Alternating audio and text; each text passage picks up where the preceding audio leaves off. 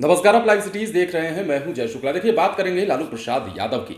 लालू प्रसाद यादव फिलहाल तो सिंगापुर में हैं, अपनी बेटी के यहाँ रह करके अपना इलाज कराने गए हैं। लालू प्रसाद यादव को कई सारी बीमारियां हैं, आपको पता है। किडनी संबंधित बीमारी भी है, हार्ट संबंधित बीमारी के शिकार भी हैं लालू प्रसाद यादव, और लीवर में भी समस्या है। तो इसे लेकर लालू प्रसाद यादव सिंगापुर में इलाज कराने तो जरूर गए हैं, लेकिन वहां से भी सरकार को आईना दिखा रहे हैं, सरकार को खूब सुना रहे हैं, और इस बार तो मोदी सरकार को कस के रगड़ दिया है लालू प्रसाद यादव ने।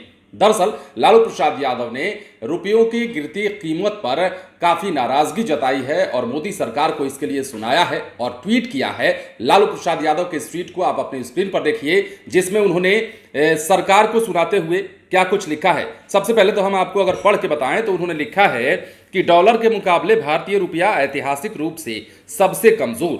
डॉलर के मुकाबले रुपया बुरी तरह टूटकर पहली बार पहुंचा 83 के पार। रातों रात नोटबंदी कर देश और देश की अर्थव्यवस्था को बर्बाद करने वाले गिरते रुपये पर मुंह क्यों नहीं खोल रहे हैं? गरीबी, बेरोजगारी और महंगाई पर तो वो कभी कुछ बोलते ही नहीं। ये इशारा जो है नरेंद्र मोदी की तरफ है, देश के प्रधानमंत्री की तरफ है लालू प्रसाद यादव का, और कहीं ना कहीं उन्होंने इस बात की ओर इशारा किया है कि रुपए की जो कीमत है डॉलर के मुकाबले वो काफी नीचे गिरती जा रही है, और ऐसे में सरकार के कारण ही ये सारी अर्थव्यवस्था चौपट होने की कगार पर पहुंची है देश की। यही लालू प्रसाद यादव कह रहे हैं और इसी की तरफ इशारा कर रहे हैं।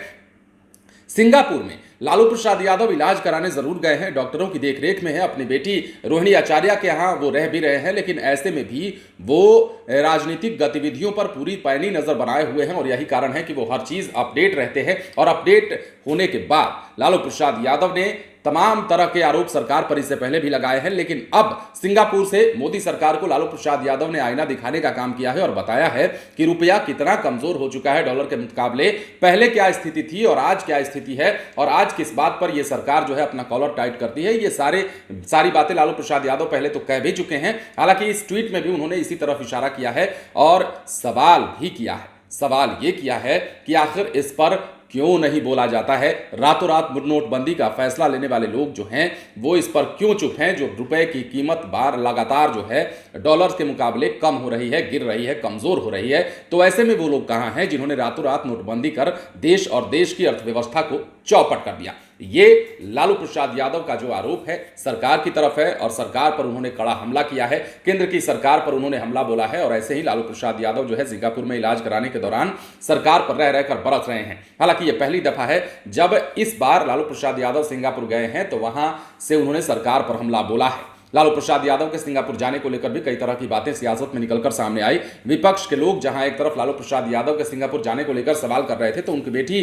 रोहिणी आचार्य ने किस प्रकार उनका जवाब दिया था, किस प्रकार बाप तक पहुंची थी, अंधा और चौपट तक बता दिया था। ये सारी बातें लालू प्रसाद यादव के सिंगापुर जाने के बाद हो रही है। लेकिन इस बार लालू प्रसाद यादव ने सरकार पर कड़ा हमला बोला है और नोटबंदी की याद दिलाते हुए सवाल पूछा है कि आखिर आप इस पर चुप क्यों हैं?